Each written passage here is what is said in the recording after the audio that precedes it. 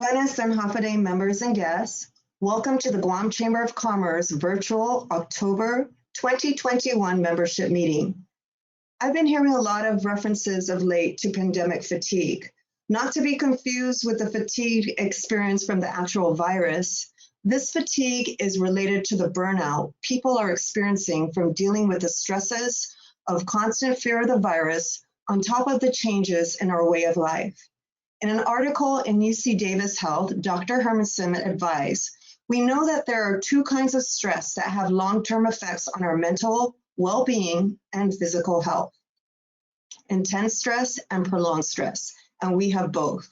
After 19 months of dealing with the effects of COVID-19, people are tired of being cooped up, tired of being careful, tired of being scared. The report goes on to say that the best way to deal with this fatigue is to talk about your fears and stress as well as to exercise.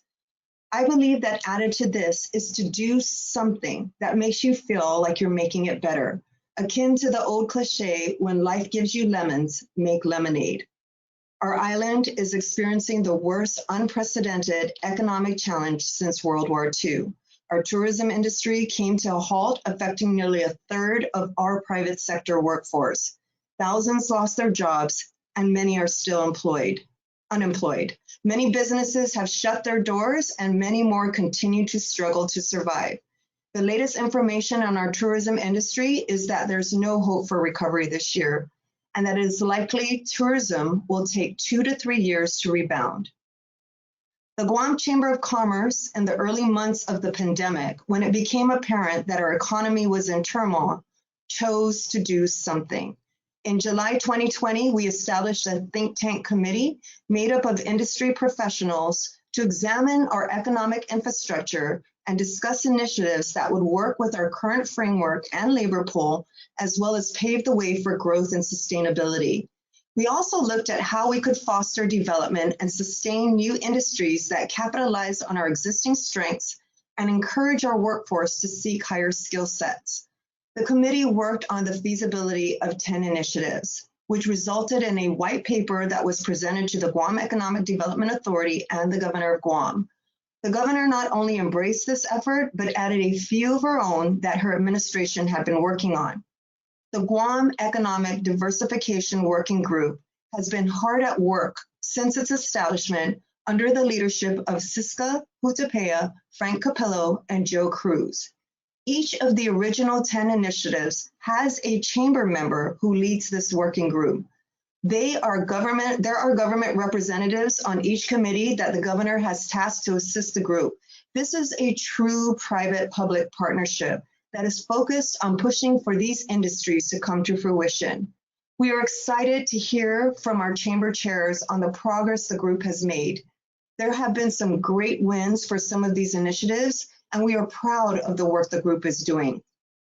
Thank you to them and to all our team leaders, as well as committee members, for your hard work this last year and for doing something. I would also like to thank the governor for supporting this effort, as well as all the government representatives for being active and engaging partners with us. Thank you as well to all our members of the Guam Chamber of Commerce. We know how tough it is right now and appreciate your continued support of your chamber. We endeavor to continue fighting for you and doing something to support you and your business. Sidzos Maasi. I would like now to call on Chris Danius, our nominating committee chair, to update the membership on the upcoming chamber board election and candidates. Chris? Thank you, Chairwoman Christine. All right. So, happy day, everybody. Just wanted to go through the nominating committee exercise and process here. So the Guam Chamber's nominating committee, as a chairman, I wanted to share with everyone the current slate of nominees, as well as open up the floor in a few minutes to any nominations from the general membership.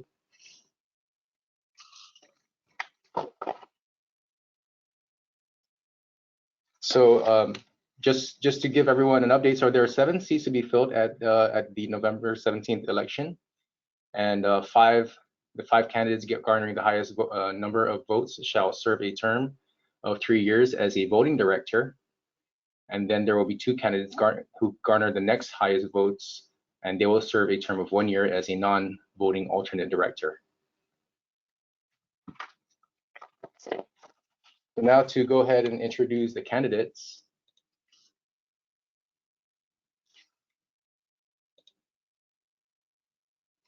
So the candidates that we have are Tess Reyes-Burrier. She is a banquet sales and marketing department head at Lotte Hotel. Will Calori, he is the chief financial officer at Campus Marine, and he is an incumbent. Deanna Crisostomo, she is the GM at Tommy Hilfiger. Frank Cruz, VP and general manager, Guam Fast Foods Inc. Brad Kloppenberg, VP business development, Kloppenberg Enterprises. Marie Maritita, publisher, Glimpses of Guam, and she's an incumbent. Sandra McKeever, CEO and President, Asia Pacific Financial Management Group. She's also an incumbent. Milton Morinaga, Director and Managing Director, PHR Ken Micronesia Inc., also DBA Ken Corp. He's also an incumbent. Teo, President, Vantage Advertising. Jay Shed, Executive VP, Citadel Pacific. David Silva, VP and General Manager, Assurance Brokers Inc., DBA AB Risk Solutions. And Ed Ontalan, Senior VP, Guam and CNMI Region Director, First Hawaiian Bank. He's also an incumbent.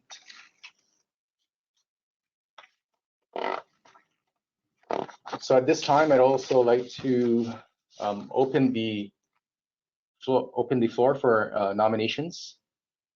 If there are any nominations from the floor,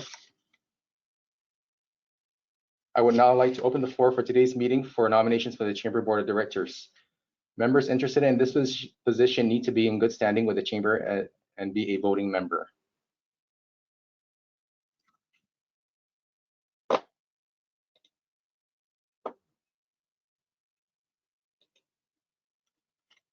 And if there are any nominations from the floor, I'm looking at the group chat, and my understanding is that we can enter the names in the group chat.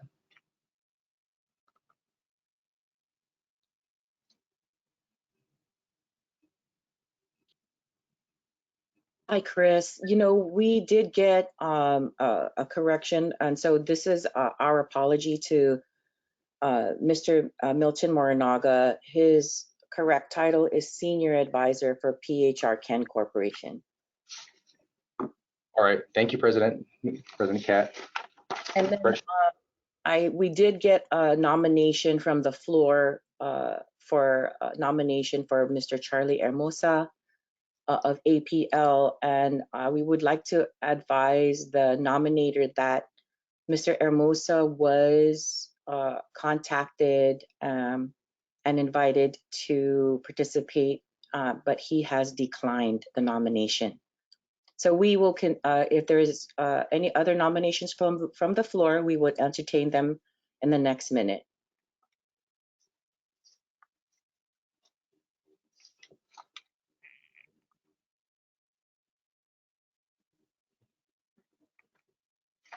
Okay, and as we wait for any possible nominations, just wanted to remind everyone that for companies to be able to vote, the members must be current with their dues and be current with their dues investment in order to vote in the upcoming election.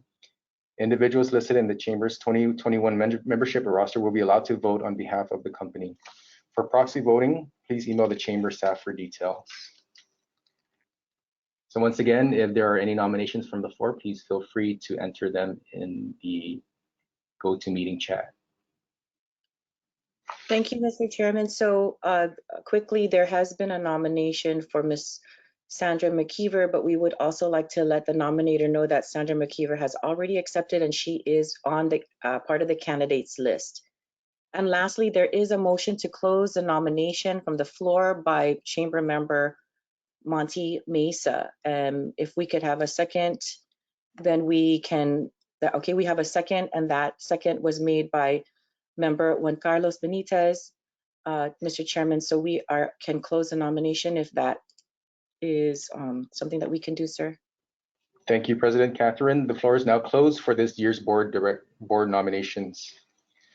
So congratulations to the nominees who are on the slate who've been announced, and a few more reminders as far as dates to remember. On October 29th, the candidate information packets are due at the Chamber office by noon. And then we will be sending out a special election report to the membership on or about November 1st. We are looking at a Meet the Candidates virtual event on November 5th, and the meeting time is going to be in the morning, but to be determined. We will make that information available as soon as it is finalized.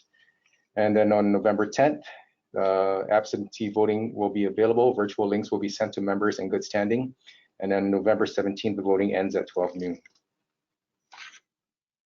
Thank you.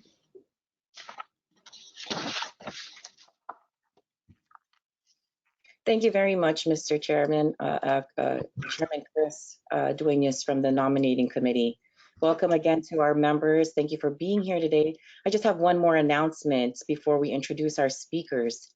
The AmChams of Asia Pacific have joined together with the main host, AmCham Thailand, to provide a back to business update on travel for the Asia Pacific region, featuring 3 distinguished speakers who include Alfredo Montefiore Hello, the Economist Intelligence Corporate Network, Vinup Goel, International Air Transport Association, or IATA, and Ad T. Stevens, Second Secretary and Consul, U.S. Embassy from Beijing.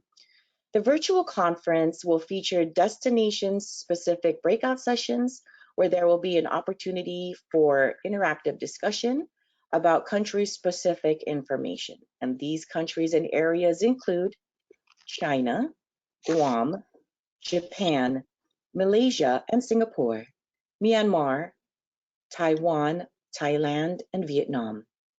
This information has been featured in our weekly newsletters with a registration link. Participation is free for members of the Chamber of Commerce. And today is the last day to register, but we would really love to get as many folks participating as possible. This is going to be extremely interesting to learn about opportunities for travel, especially in the Asia Pacific region. So we look forward to seeing you at this event, and this is scheduled for tomorrow. So before we introduce our featured speakers, we just have a few reminders about today's event. Our participants are on mute. If you have questions for our guests, please feel free to send them via the question feature, and the Chamber team will pass your questions to our speaker during the Q&A portion of the program. We are pleased to be able to welcome the co-chairs of the Economic Diversification Initiatives Working Group. They oversee and are intimately involved in the progress of pushing the various initiatives forward. Our working group chairs are Joe Cruz of Cabras Marine Corporation, Siska Hutupea, Cornerstone Valuation, and Frank Campillo, Calvo's Select Care. To start off today's presentation, please join me in welcoming our first speaker, Mr. Frank Campillo. Welcome, Frank. Thank you, Madam President, and thank you, Madam Chair, for the announcements and for keeping the Chamber going during this crisis and this pandemic. Membership, thank you for attending today. The Guam Chamber of Commerce, about 15 months ago, created an economic diversification think tank with the objective of addressing the economic challenges that were brought in by the pandemic. The group developed a list of 10 initiatives that included an analysis of the industry, identification and action on any potential barriers to implement the industry, a suggested action plan, and the analysis of the economic benefits to the island. The Chamber felt that the initiatives were actionable and achievable with the support and partnership of our government. The Governor of Guam, Lulion Guerrero, supported the initiatives and added a few more that her administration was already working on. With the support and partnership of the Guam Development Authority, the Governor, and the Guam Chamber of Commerce, an economic diversification working group has been established, and now these initiatives are being worked on with the leadership of the individuals that were referenced by our chairwoman. At this point, I'd like to pass the baton to Joe Cruz so he can take us over the first few initiatives.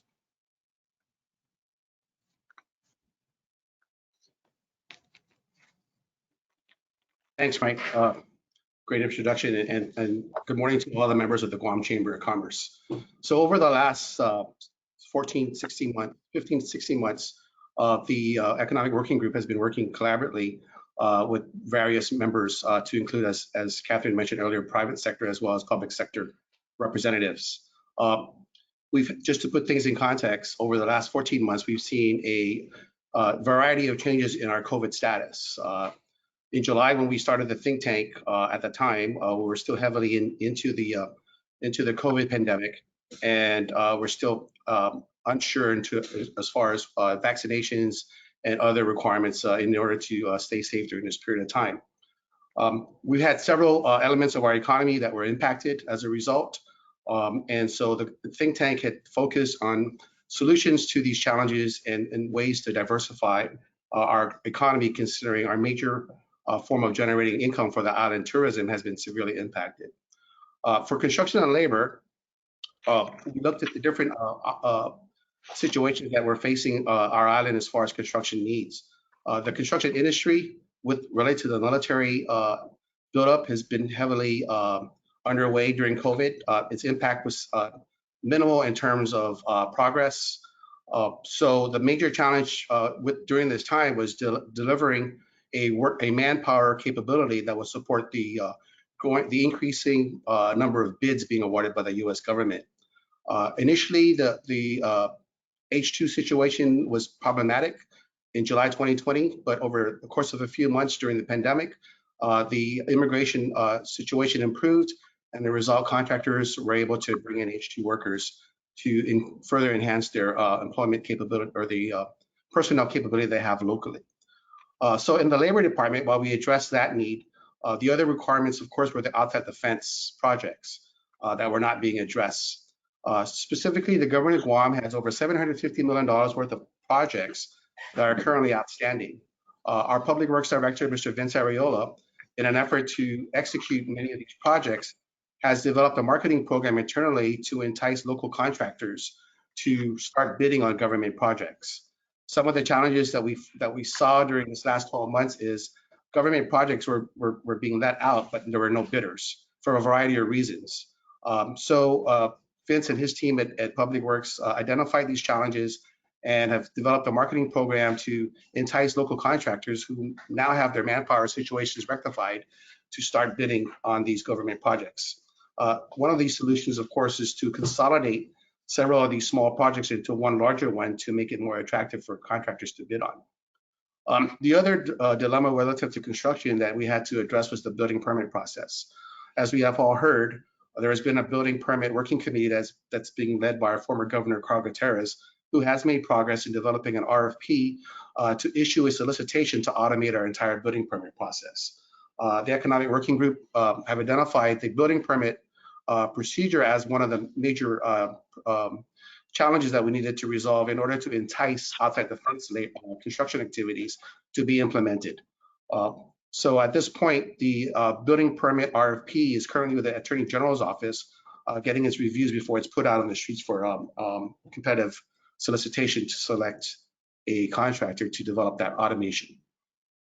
On the labor side, locally, Guam Community College and Guam Trades Academy have aggressively implemented different training programs to address the shortfalls in the local labor market. As we all know, Guam Trades Academy opened a new campus up at Teasant and have a very active training program to include training our local residents to operate cranes. So this would deliver solutions to some of our manpower challenges that we have in the construction industry. So with construction and labor, we foresee a very bright future based on the amount of capital that's available locally to execute government projects, as well as the anticipated opportunity with private development projects that are driven mainly by the demand by military activity to support a growing number of personnel that will be living in Guam, as well as those who will be supporting the military bases to support those requirements, or in support of those requirements. So on the construction and labor side, I think the future of construction projects is bright. We need to fix the building permit process to make it more efficient and economical for contractors as well as developers to execute development projects. So on question of labor, we've seen progress, and we will now move on to the ship repair and safe haven initiatives. So on the ship repair initiative, just to put matters in context, during COVID, whereas what the U.S. government was unable to do, which they did previously, was utilize Asian ports to support military repair or U.S. government repair.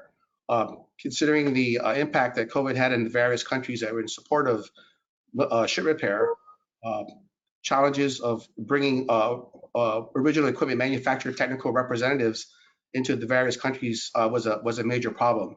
So the military had to look for other options. So Guam became a viable option in that we had a procedure to transport or bring in technical representatives into Guam despite our COVID status, with a procedure that would enable the OEMs to work from the hotel and between them and project sites at the naval station. So as a result, Guam became an attractive option for ship repair. So in the last, say, 18 months, we've seen a significant increase in ship repair activity here in Guam, mainly because of areas like Singapore, Thailand, and Vietnam, which were once repair points that the U.S. government had used for their vessels, were now closed.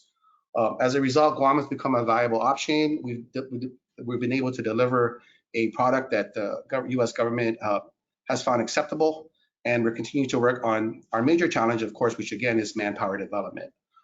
During this period of time, in the last 18 months, the Guam Community College has sponsored several boot camps enabling the development of apprentices that would enter into the ship repair industry to learn the skill sets required to support a viable economic industry moving forward.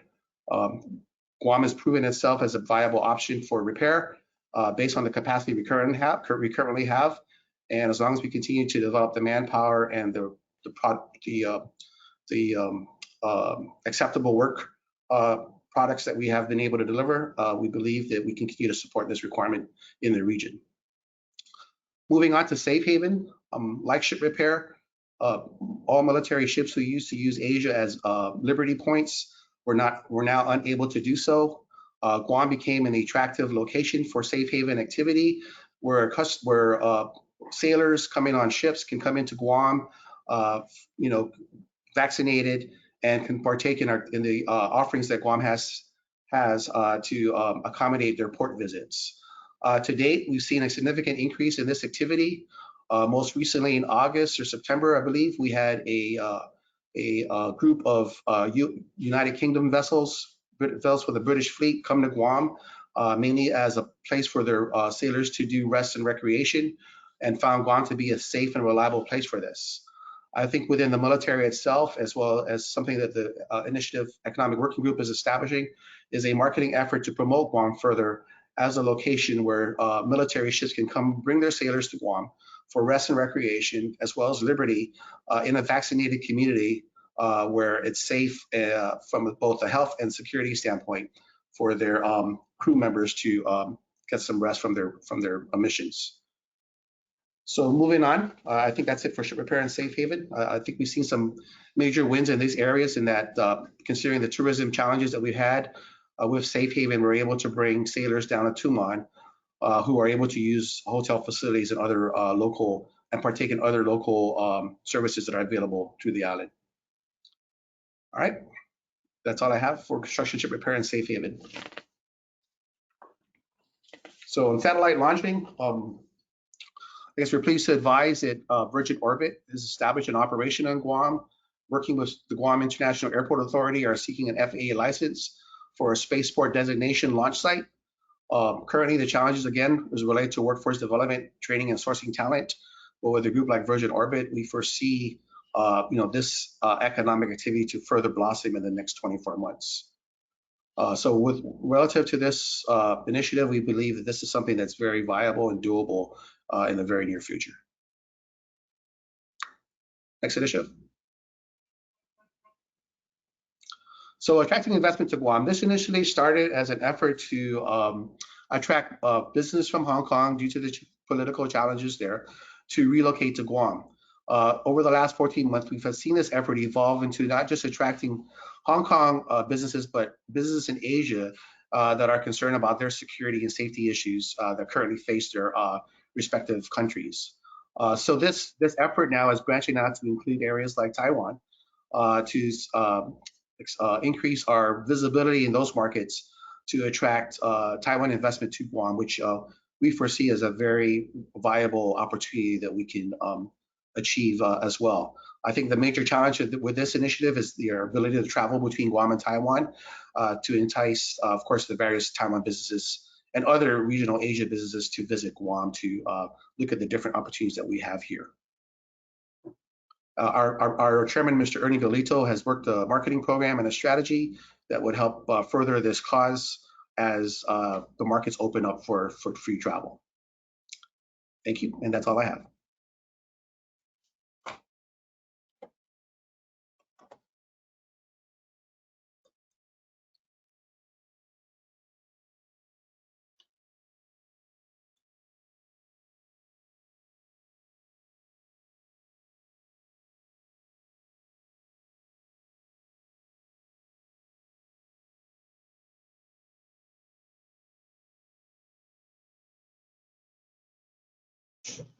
Frank, you're on mute.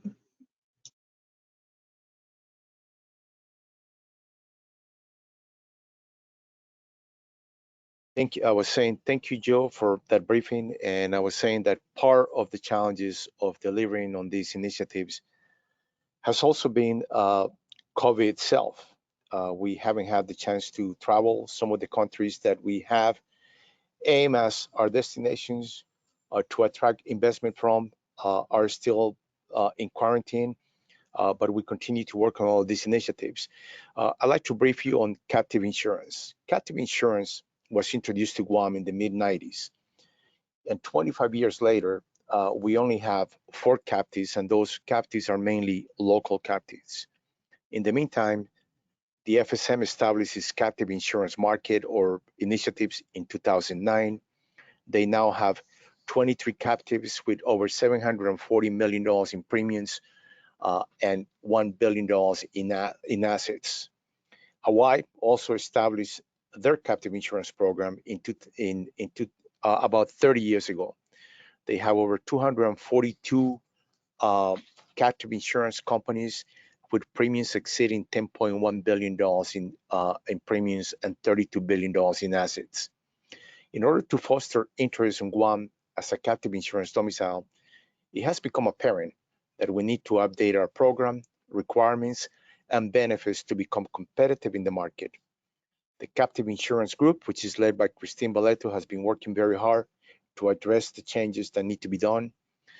As the program was established through a law, the changes are also need to be done legislatively to make the industry viable to foreign investors who would like to domicile on Guam. The requirements that were established 25 years ago to attract companies are no longer relevant in today's markets. Some of the concerns include the creation of at least one job. Foreign companies do not want to establish payroll processes or comply with monthly, quarterly, or annual reportings to the local government, as well to the IRS and other federal agencies, allowing for the issuances of the certificate of compliance for the business privilege tax, when also the QC, the qualifying certificate, is issued, as opposed to waiting a full year for the issuance. A certificate of compliance is currently issued after a full year review of the captive previous year. The abatement will be drawn down in the second year if taxes are due. In other domiciles, tax benefits are provided upon the issuance of the license. So that is a huge barrier. Setting a defined benefit of 20 years terms with automatic renewals options, that's another thing that needs to be changed. Guam's main competitors in the industry are Hawaii and the FSM. Both domiciles are extremely competitive with incentives, and Guam needs to ensure that its program allows us to be attractive. The working group continues working with Taiwanese and Korean investors as the potential target in developing the industry on Guam. The other update that I'd like to give you is on the pharmaceutical manufacturing. As we have stated in previous meetings, the global pharmaceutical industry exceeds 1.3 trillion US dollars. And this was again before the pandemic. After the pandemic, those numbers could be possibly double with all the vaccines and all the pharmaceuticals that have been put out worldwide. The United States continues to be the largest consumers of pharmaceuticals around the globe, incentivizing pharmaceutical manufacturers along with medical devices and supply manufacturers will mean significant tax breaks to spur relocation to the United States, including the US territories. The last 2 decades had witnessed a massive shift in manufacturing overseas. While this has minimized costs, it also means jeopardizing the supply of prescription drugs and generic drugs to the United States. In fact, this has been now deemed as a national emergency, and Guam has similar tax incentives as Puerto Rico and should be able to attract some light pharmaceutical manufacturing by providing various tax and economic incentives to Asian companies who would like to enter the US market. The economic multiplier impact for Guam could be relatively high, both directly and indirectly. The working group key objectives is to develop light manufacturing of pharmaceuticals and medical devices as an alternative industry for Guam. There is over $400 billion in patented products, over $100 billion in generics that can be tapped that are around our area, mostly from China. For Guam, the angle will be to develop a production for sale to the US market for these companies from China, Taiwan, and actually companies from the Philippines that are beginning to become high in the production of generics. Guam's advantages are, of course, we're English speaking, proven by the fact that you don't need translation for me. The FDA issues of reliability and product quality will be eliminated. No currency exchange or rate issues. The connectivity to customers and suppliers. But we need to continue developing incentives for companies under the GEDA QC programs and possibly change some of the tax incentives that we need to provide to this industry to make it a viable industry. We need to develop a center of scientific innovation along with the new medical facilities that are planned for the island, a biotechnology as well as a research development to support the new hospital or via the University of Guam. Some of our key targets include companies from Taiwan, South Korea, and the Philippines. In fact, we have a couple of companies from Taiwan that have identified us as a good potential market, and one of them actually is on the area of PPEs, personal protection equipment, and is already working for a local company to develop that on Guam. GEDA is in the process of developing and formalizing a marketing campaign to identify key target markets and objectives. Some of the action items that we continue to work are the development of marketing collateral materials from GEDA. GEDA actually has put out a request for proposal and now has companies working on this. The development of legislation to support tax incentives for this new industry. And of course, once the pandemic allows us, arrange business to the target markets in Asia. And that's my update on the pharmaceutical manufacturing industry.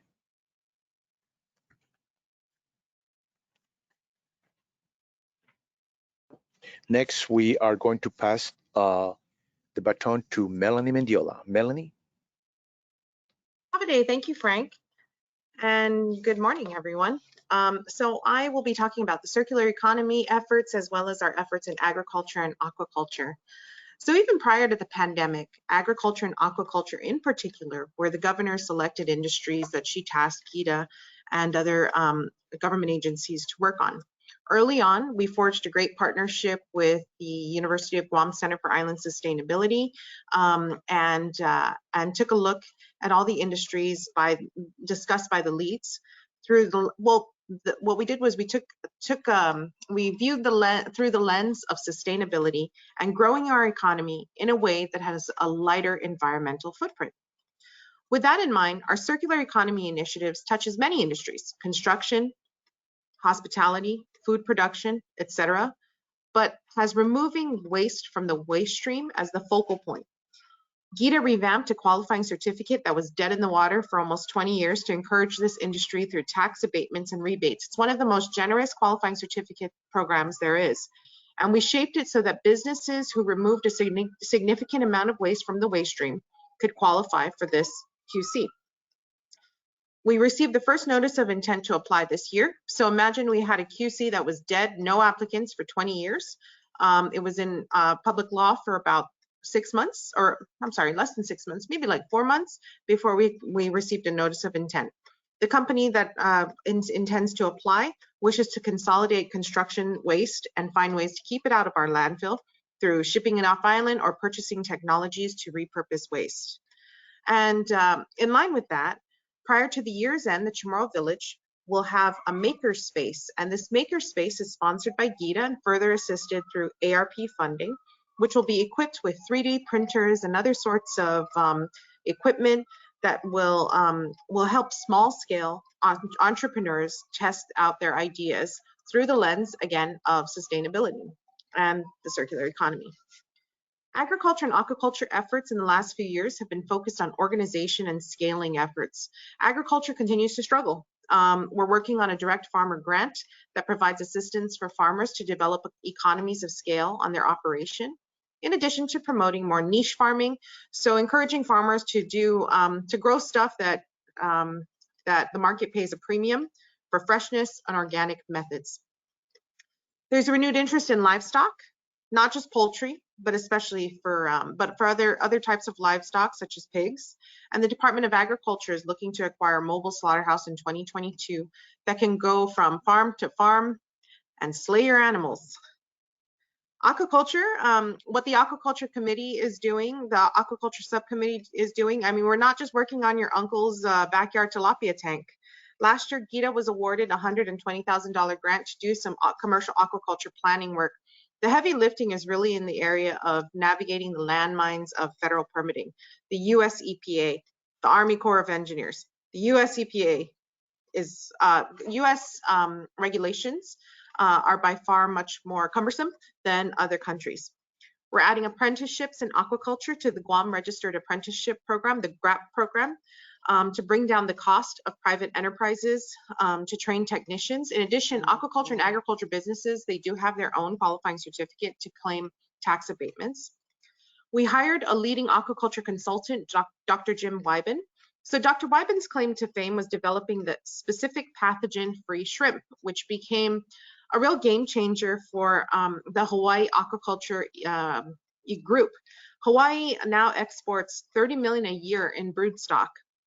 And with Dr. Wyben's help, the team submitted a US Economic Development Administration grant for a regional aquaculture innovation center where Guam and our island neighbors can co-opt their efforts.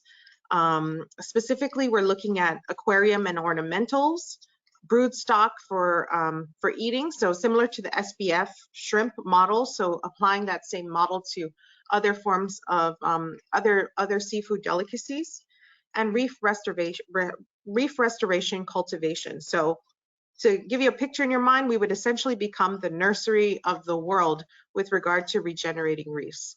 So really exciting stuff happening in these three subcommittees, and very happy to be supporting them and supporting and GEDA, on behalf of GEDA, very happy to be supporting all the other subcommittees in helping to move our economy forward. Thank you.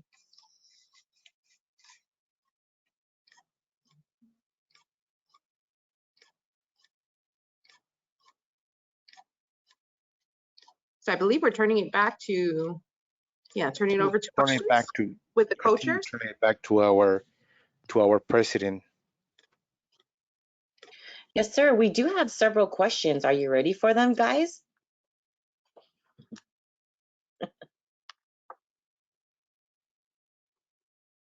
Yes. Awesome. Yes, on the screen.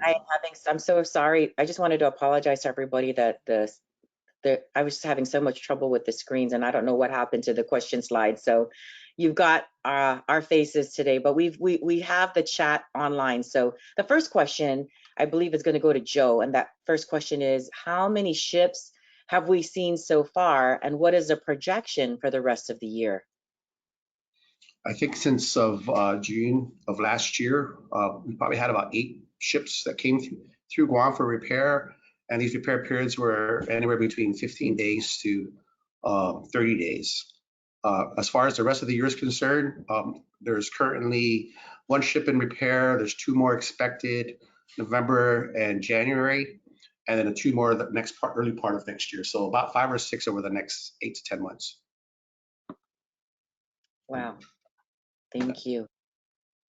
What does this activity mean as far as people who go out to our community and spend money, Joe? We're talking about Safe Haven? We're talking about ship repair. Yeah, maybe it was right. This question was presented right after the ship question. Okay, well, relative to ship repair, I mean, when ships are in port, there are a lot of services that are provided. So locally, there are various businesses that equipment is rented from, or manpower is used from.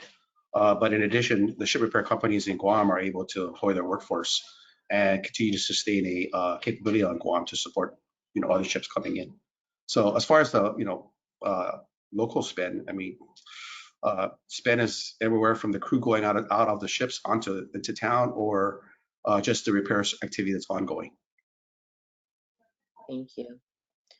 And one more ship question here. It says, recent news point to the inadequacy of our ship repair capability to support military ship repairs. How is the working group working to address this issue? I think one of the challenges that we have with our ship repair capability is, of course, manpower. So as part of the economic working group's concern, I think workforce development is really important. And there's been a significant amount of aggressive workforce development initiatives that have been executed to develop a workforce. So really our challenge in terms of doing more in Guam is the amount of skilled workforce we have on island. And that's what has been the focus of the economic working group to develop, so we can further stabilize that industry going forward. Great. You may have seen in the news, I believe it was last year, right, Joe? There was actually a ship repair boot camp that GCC sponsored, very successful. All of those, it's like a pre-apprenticeship program, and all of those who graduated were immediately placed in jobs. So I mean, if that doesn't speak to the demand for jobs in this space and the ability to carry out this workforce development of the Guam Community College. That ship repair was a boot camp that was sponsored by GEDA via, I believe it was CARES Act funding. Yes, and really, I mean, we're looking at, there were literally 4 boot camps since the pandemic started that have been successfully completed, and the 4 boot camps have yielded up to 80 apprentices into an apprentice program. Again, this is driven by the amount of work that Guam currently has, and we need skilled workforce to support. Our future, really, in terms of industry, the ship repair industry, is like before with SRF. Currently, the timing is good. The experience that we've had with COVID impacting repair points in Asia has demonstrated that Guam, as in the past, continues to be a vital location for ship repair. Unfortunately, our limiting factor is human capital, and that's what we're generating right now and working on. Great, thank you. Keeping with the ship repair theme, are you supporting the return of a dry dock as a part of the increasing the potential ship repair work for Guam?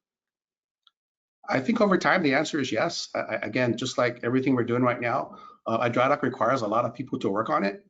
And until we, get that workforce developed, eventually, we won't be able to do it right now. However, as we continue to develop the workforce and increase our numbers in terms of skilled workforce on the island, then yes, I believe a dry dock capability on Guam would be very useful. Thank you. Okay, moving on to something different. How about former Hong Kong foreign banks to headquarter on Guam? This would require a more attractive banking environment here. I agree. I think that's one of the things that the committee has taken a look at. I think one of the challenges of attracting the Hong Kong business person to Guam that we identified initially was the quality of life issues that we had for Guam. I mean, people who live in the Hong Kong market have a certain quality of life that they're used to. So to attract that kind of market to Guam is something that was indicated early on in our initiative as being one of those challenges. So while changing rules in Guam would entice businesses to move to Guam, I think fundamentally we just our capability locally to attract that type of crowd to Guam is something that we need to address. Another question here is, what about changing to sales tax to take instead of the present business privilege tax or BPT? Sales tax are charged all over Asia. Visitors can apply for refund of any sales tax applied to exportable goods at the point of departure. Is the working group working on something that would support this changeover? Mr. Co-Chairman? Well, I think, Madam President, you can speak better to that than anyone else. But if I can give you a little background, the Guam Chamber of Commerce has worked on this potential initiative for over 25 years. There has been some barriers to changing, and some of those barriers include the bonds and how GEDA, and I guess, Melanie, you will speak better to that, how GEDA has structured some of the bond covenants, which basically pledge the current tax system that we have in place. And exchanging that has been a little bit of difficult, but it's something that I believe a new committee was formed to explore the possibility of moving from a hidden GRT to a full-blown something that people can see, a sales tax. Melanie, go ahead and take it away and give us your point of view on that.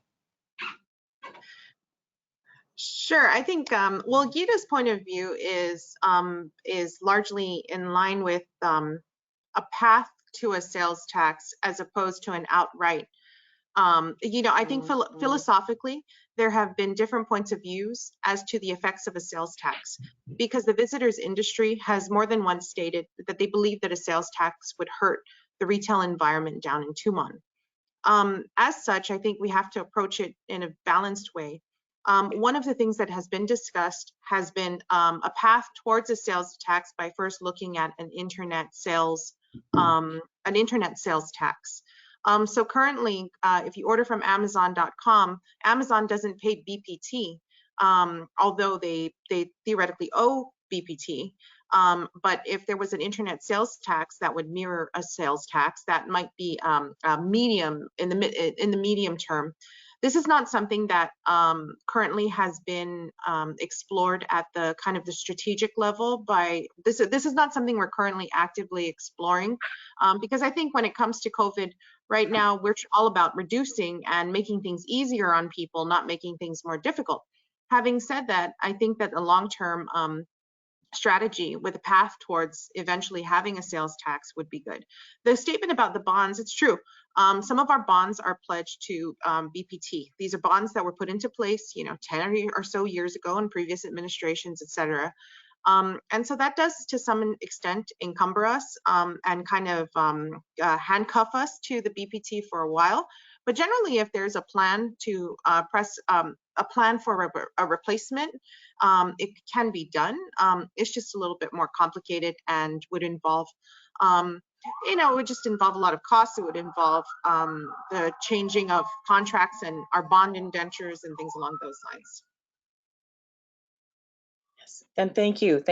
There are discussions moving forward in reference to visibility. There is actually a bill that Senator San Augustine has introduced. I think it's Bill 101, if I'm not mistaken, to show the BPT on sales at the register. So there is talk. There are discussions. Certainly, there is a growing understanding that we need to move forward with this, but the timing is of question. So not to lose hope for that person who sent that question. It is definitely in discussion amongst the business community, as well as with the governor and with the legislature. So we do have a couple more questions that we would like to get through. Let's see here. There is quite a lot of questions here. What would the group say is the most tangible deliverable or accomplishment from all of these efforts so far?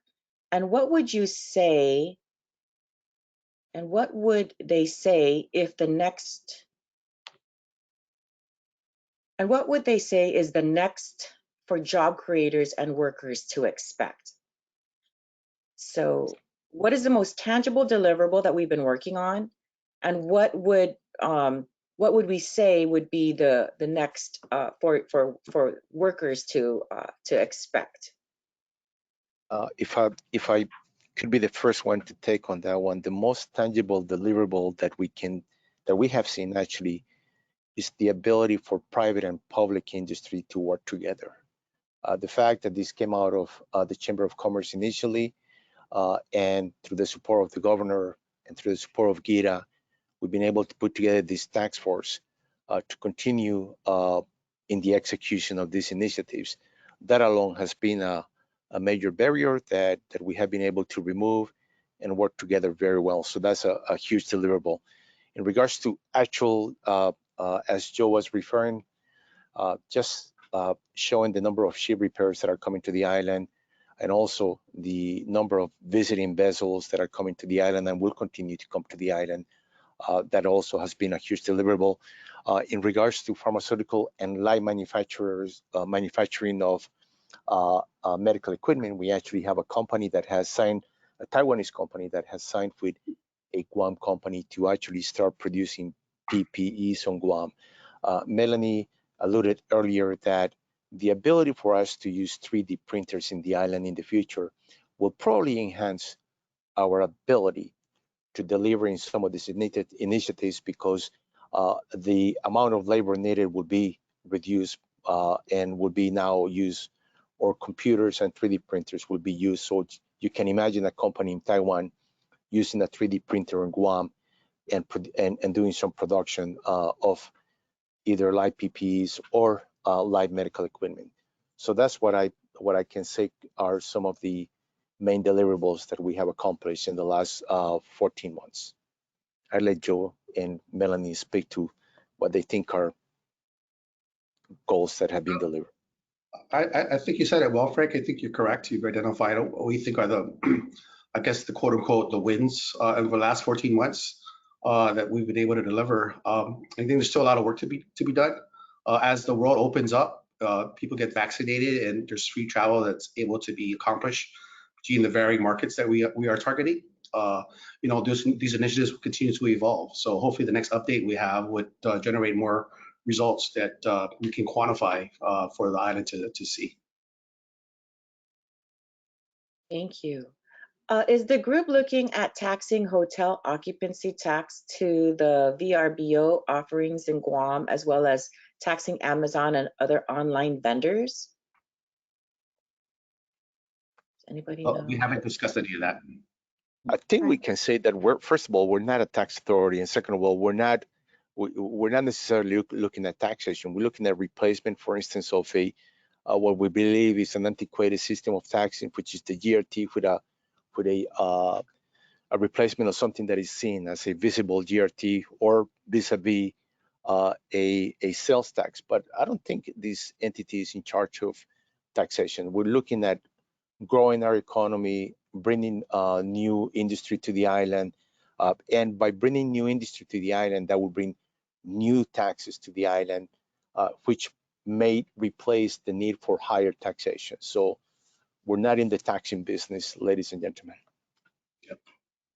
I think that Joe stated it very succinctly, but when the governor came together with the Guam Chamber of Commerce to put together this economic working group, the economic working group was to forge ahead with new industries, not to establish itself as a policy advisory board, insofar as it did not deal with the policy associated with that specific industry initiative.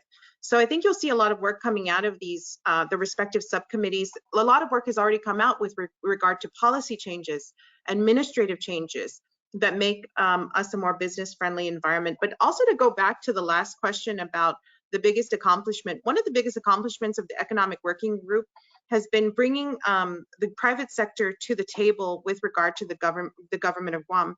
Under her latest EO that authorized GEDA's pandemic small business grant, the governor also authorized approximately $3 million towards this Economic Working Group. That in and of itself is an accomplishment that we are utilizing monies in this way to leverage our partnerships with the private sector to build on these industries. There are government agencies that aren't getting ARP fund. There are smaller agencies out there who may not be getting ARP funding, and to utilize funding to shore up these industries. So one of the biggest hurdles to accomplishing some of the working items that these different subcommittees have is the resources to do so. And the governor is allowing us to have those resources to do so. And I think that really speaks volumes about her commitment to helping this group get these initiatives off the ground by actually putting hard dollars behind it. And I think all the philosophical differences about taxes and about minimum wage and about BPT and all of that, that's not what the Economic Working Group is for. The Economic Working Group is for new jobs, new industries. And just like Frank said, when there's new industries and new jobs and new spending power that's going into our economy, we won't worry as much about our tax base because it'll be more resilient. Thank you, Mel. We have a few more questions before we log off. What amendments to the captive insurance law are needed to attract this industry? What are some examples of the outdated provisions in the current statute? Well, ladies and gentlemen, we need to bring back a chairwoman if she's around. She's the leader of this particular committee, and Chairwoman, Christine. I second that motion. Okay. So one of the things that we've determined in looking at all these other domiciles that have been successful is that, first of all, the application process and the requirements to establish a captive in those domiciles is a lot more friendly in a sense, because once you apply for a captive insurance license and it is reviewed and approved, all the benefits flow directly from it. So it's not a 2 or 3 prong process that similar to what we have here in Guam. It's a very clear process for any applicants, and the benefits that are afforded to them are felt and are experienced from the onset. Very different from Guam, where we have to apply first to the Department of Revenue and Taxation, and then if approved by the insurance commissioner, it goes to GEDA. And then they have to review the application, hold a public hearing, and then the benefits, as we talked about, are subject to discussion and approval. So with the proposed law change, we're looking at, number one, defining what those benefits are, so that people who decide to come here and domicile know that it's not going to change on them, that they can count on having the tax benefits for the 20-year period that is makes it attractive for them to come here. The second thing that we've had to contend with that not other domiciles do is employment. There is a 1-job requirement here in Guam for any kind of QC, and a lot of foreign countries, and again, this changes is only to attract foreign investment, which we don't currently have. So that 1-person employment requirement forces that company to deal with the local payroll, having to do the monthly, quarterly, and annual reports, and then of course those reports that go to the IRS. So it's a deterrent for many foreign companies to come here and deal with payroll issues for 1 person, and especially if they're not used to U.S. laws and manners of payment or minimum wage or any of that kind of stuff. And the third thing is, again, the requirement. So if we have a tax abatement for foreign countries that want to come here and invest, then the current law requires that they pay it for 1 year and then basically it turns into a credit or they have to wait for reimbursement. Well, a lot of foreign countries don't want to do that, and it's not required in other domiciles because essentially you're prepaying and then you hope to get it back. But if it becomes a credit, if you don't have income tax or BPT, it's just a very complicated process. And, as Frank mentioned earlier, when you look at our neighbors who are making 700 million off of this industry from foreign countries that are benefiting from the residual, or you look at Hawaii, who has a $10.1 billion industry that is feeling the residual of, even though they're not paying taxes directly, they have to, have audits, they have to have local tax preparers, they do have investments in the banks and monies in the banks. A lot of the times the board of directors is asked to come over here and they're spending money and bringing their families. So I'm sorry, Frank, that was a long-winded answer, but I hope that answers the question. I know I'm taking too much time, which is probably why it was a good thing to keep me from talking. Thank you very much, Madam Chair. No, that was very good, and it was very detailed, but it was good. So the last question before we log off, is the Chamber addressing the need to continue to stay a duty-free port so we can participate in trade treaties? If our tourists visit Kmart 1.5 times per visit and Kmart is not duty-free, what is the purpose of staying a duty-free port?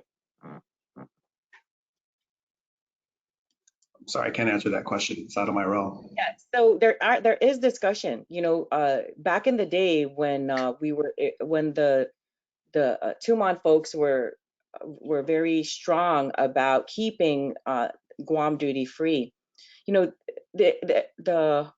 visiting the visitors come to Guam now for a different kind of experience. They don't come here anymore for basically the shopping experience. They come here for the culture. They come here for a different kind of experience. So we have a new traveler in these days, and so keeping the duty free designation is not as significant as it was years ago. And so there's a lot of discussion in moving forward with sales tax, in moving forward, and by doing this, we feel strongly that we can participate in these trade treaties with our Asian countries that have these treaties already with the United States. So there are discussions, not to worry, and people are looking very seriously at this moving forward. Okay, so we've wrapped up this presentation. Thank you so much to our speakers. We truly appreciate your time this morning. Really good presentation, and I think the members that have logged on, we've kept a lot of them. They've stayed on for the entire 1-hour broadcast. Has been educational, and I think that with the questions, it seems that people are pleased with what the working group is doing, and we want to encourage more questions and encourage the membership to become more involved. If you're interested in particular working groups or particular industries, please let us know. We'd love to be able to have you participate with us, and we look forward to addressing the group again with more updates in the near future. So again, on behalf of the Chamber and all of our speakers, thank you so much for participating. We'll see you at the next Journal membership meeting on November 17th. Thank you so much, everybody. Take care now. Yes. Bye.